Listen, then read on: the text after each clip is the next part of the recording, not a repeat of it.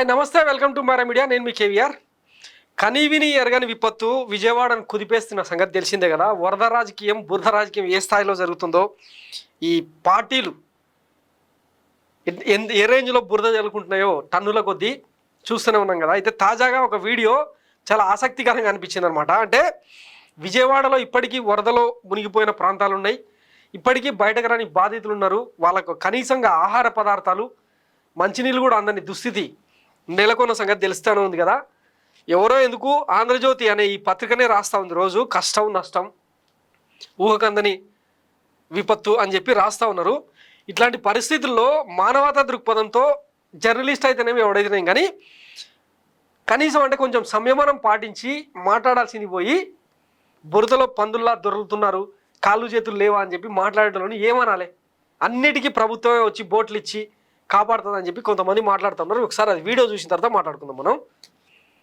మనం మిగతా జనం మనం పందుల్లో ఉంటాం కదా, పందుల్లో ఉన్న వాళ్ళు ఎక్కించేసుకుని మాకు కూడా బోట్లు కావాలని అడగకూడదండి. మనం మామూలుగా కాళ్ళు ఉన్నాయి కాబట్టి, మనం దునపతుల్లో ఉంటాం కాబట్టి మనం నడుచుకుంటూ వెళ్ళాలి తప్ప చిన్నపిల్లల్ని ముసలిని ఎక్కించుకెళ్లే బోట్లు కూడా మాకు కావాలి, అది ఇవ్వలేదు కాబట్టి చంద్రబాబు నాయుడు గారిని విమర్శిస్తాం. మనం చంద్రబాబును కాపాడే ప్రయత్నంలో మహాసేన రాజేష్ అని ఏం మాట్లాడినారో విన్నారు కదా. పందుల్లా ఉన్న వాళ్ళకి కూడా బోట్లు ఎందుకు, చిన్నపిల్లలు ఎక్కించుకునే బోట్లు ఎందుకు అని చెప్పి మాట్లాడుతూ ఉన్నాడు. ఇది ఎంతవరకు కరెక్ట్?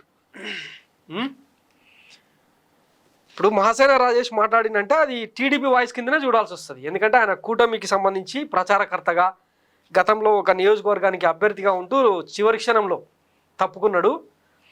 సరే, అదంతా రాజకీయం అనుకుందాం. ఇంత విపత్తు, ప్రభుత్వ నిర్లక్ష్యం అడుగడుగున స్పష్టంగా కనిపిస్తుంటే, సరే నువ్వు జర్నలిస్టువా లేకపోతే టీడీపీ కార్యకర్తవా అన్నది నీ చాయిస్, కానీ కనీసం అంటే ఈ వరద బాధితుల దృష్టిలో ఒక మానవీయ కోణంలో మానవతా దృక్పథంతో మాట్లాడాల్సిన వ్యక్తి ఇట్లా పందుల్లా, బురదలో పొందే పందుల్లా మీకు కాళ్ళు లేవా, చేతులు లేవా, నడుచుకుంటూ రాలేరా అని చెప్పి మాట్లాడుతూ ఉంటే ఇంకేం చెప్పాలి? వీళ్ళకు మనుషులేనా?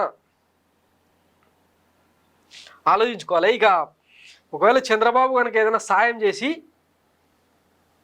ఇప్పటికే గ్రాఫిక్స్ ఒకవేళ అంటే ఇంత విపత్తు పక్కన పెట్టి ప్రాపర్గా సాయం కానీ అందించి షెల్టర్స్ కనుక పెట్టి సహాయక చర్యలు కనుక విజయవంతంగా పూర్తి చేసి ఉంటుంటే ఇక వాళ్ళ ఎలివేషన్స్ మామూలుగా వండుకుంటుండే.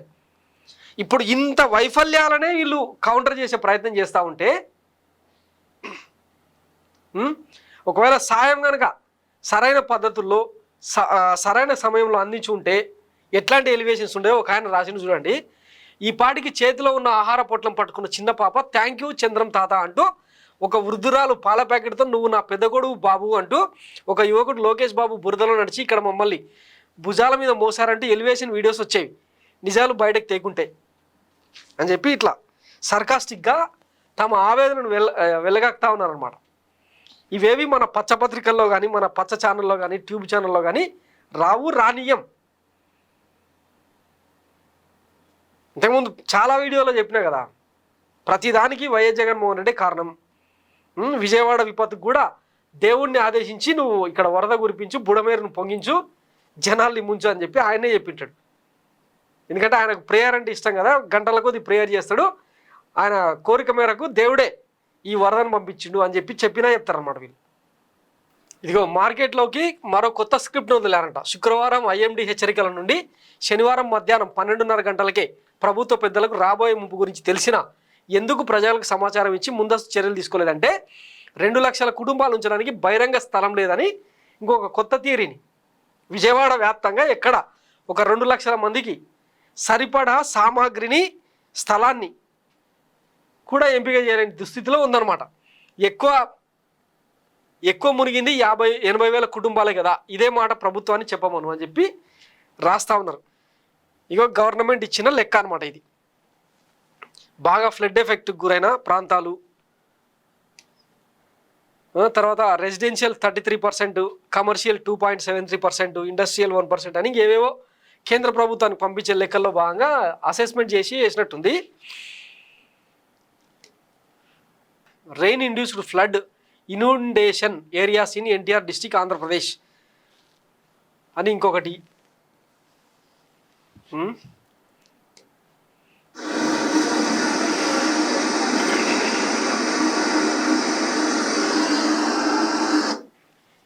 ఇట్లా తప్పుడు నివేదికలు పంపడమే కాకుండా పార్టీ నేతలే అంటే ప్రజాప్రతినిధులుగా ఉన్న వాళ్ళే ఎట్లా మాట్లాడుతున్నారో ఒకసారి చూడండి. అటువంటి గేట్లు ఎత్తారు కింద సీఎం గారింటిని కాపాడటానికి అని చెప్తా ఉన్నారు. అసలు బుద్ధి జ్ఞానం ఉన్నోడు ఎవడు కూడా ఆ మాట మాట్లాడు. ఎందుకంటే దిగువన ఇప్పుడు గంట పడ్డాయి, 3 గంటలు కింద పడ్డాయి. మరి పైన గేట్లు ఇచ్చే ఉంటే అసలు ఈ కాలం కోపం చేసేదా? కొంత గేట్లు ఎత్తిన మాట నిజమే. ఎట్టకపోతే 40,000 క్యూసెక్లకి కెపాసిటీ ఉంది అసలు. ఇప్పుడు కనీసం అటుకొంత ఇటుకొంత వచ్చినందుకు కొద్ది నీళ్లు వస్తేనే ఈ కట్టలు మొత్తం దిగిపోయింది. కాబట్టి జగన్మోహన్ రెడ్డి గారికి తప్పుడు సమాచారం ఇవ్వటం, ఈ సాక్షి పత్రిక సాక్షి ఛానల్ భారతదేశంలో ఇంత దరిద్ర పత్రిక కానీ దరిద్ర ఛానల్ కానీ ఉండదు. టెర్రరిజానికి సహకరించే గ్రూపుల కంటే ఈ ఛానల్ వల్ల ప్రజలకు తీవ్రమైన నష్టం జరుగుతుంది, ఆంధ్ర రాష్ట్రానికి తీవ్రమైన నష్టం జరుగుతుంది. జగన్ ఇదనమాట. అంటే నిజాలను బయటపెట్టే సరే సాక్షి అంటే నీలి మీడియా అని వీళ్ళొక కథనాలే ప్రయత్నం చేస్తారు, బాగానే ఉంది. సాక్షి రాసింది మొత్తం రోతరాతలే అనుకుందాం. మిగతా సోషల్ మీడియా చెప్తున్నా ఏం నిజాలు కావా? బాధితుల ఆర్ధనాథాలు కూడా నిజం కాదా? వాళ్ళకు కాల్చేయి గులగుల పెట్టి అరుస్తూ ఉన్నారు కదా, ఇదనమాట. సో కాళ్ళు చేతులు ఉండి కూడా బురదలో వరదలో మీ ప్రాణాలు మీరు కాపాడుకోకపోవడం మీ దరిద్రం అని ది గ్రేట్ మహాసేన గారు, వసంత కృష్ణప్రసాద్ గారు ఇట్లాంటి వాళ్ళందరూ కూడా చెప్తా ఉన్నారనమాట. ఇది ఈ కూటమి నేతల మైండ్ సెట్, మనోగతం. ఒక్క చంద్రబాబు అనే వ్యక్తిని ఆయన ప్రభుత్వాన్ని కాపాడుకునే క్రమంలో ఇవన్నీ ఫౌల్ లాంగ్వేజ్ వస్తున్నాయి అనమాట. సెల్ఫ్ గోల్స్ అని వీళ్ళకి మరి ఎప్పుడు అర్థమవుతుందో, ఇవే రేపటి ఎన్నికలకు క్రైటీరియాగా మారతాయన్న సంగతి వీళ్ళు గుర్తిస్తున్నారో లేదు. ఇంతకుముందు ఒక వీడియోలో చెప్పినా కదా, బ్లూ కలర్ ఉంటే ఇంకా అది మొత్తం వైసీపీ చేసినట్టే. అంటే రేపు జరిగే ప్రతిదానికి, పసుపు రంగుతో జరిగే ప్రతిదానికి టీడీపీనే బాధ్యత వహించాల్సి ఉంటుంది. రేపు కాలం కూడా ఇప్పటికే ఈవీఎం సర్కారు అని చెప్పి విమర్శలు వస్తున్న నేపథ్యంలో ఆ ప్రకోపమే దీనికి నిదర్శనం అని చెప్పి మాట్లాడుతూ ఉన్నారు చాలామంది.